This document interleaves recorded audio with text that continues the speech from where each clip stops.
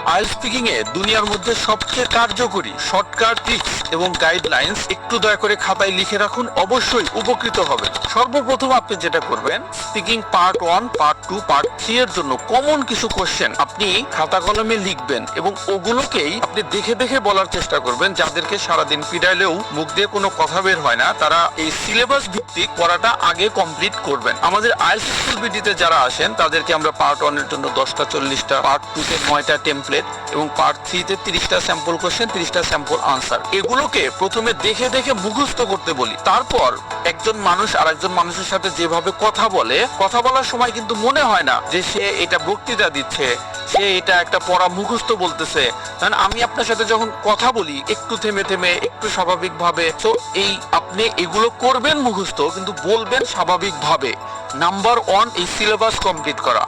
Second হচ্ছে, আপনি মাক্কার বই থেকে হোক, যে কোনো বই থেকে হোক, আগে দেখবেন প্রশ্ন কেমন হয়, আনসার কেমন হয়, একটু রিডিং পড়ে পড়ে আইডিয়া নেবেন। মাক্কারের 121টা কিউ কার্ড আছে যেগুলো আমরা অ্যানালিসিস করে দেখিয়েছি। এগুলো রিডিং পড়লে আপনার মনে হবে আচ্ছা কতটুকু প্রশ্ন থাকলে সেই প্রশ্নের এগেইনস্টে কতটুকু কথা বাড়তি বলা যায়, আইডিয়া রিলেটেড আর কোনো প্রবলেম হবে না। 3 নাম্বার হচ্ছে আপনার স্পিকিং পার্টনারের সাথে প্র্যাকটিস করা। এই যে প্রথমে প্র্যাকটিসটা কিভাবে করবেন, প্রথমে সিলেবাসটা কমপ্লিট করবেন, প্র্যাকটিস তার সাথে করে। দ্বিতীয় হচ্ছে মাক্কারের এই যে রিডিং পড়ে পড়ে আইডিয়া যেগুলো নিয়েছেন ওগুলো তার সাথে প্র্যাকটিস করবেন। প্রথমে দেখে দেখেই প্র্যাকটিস করেন।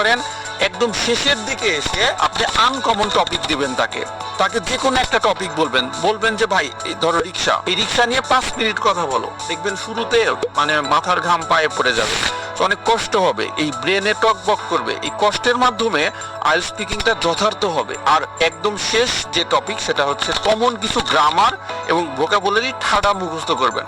ও ভাই বুঝলাম ভোকাবুলারি ঠাডা মুখস্থ করব, গ্রামার কেমনে মুখস্থ করব?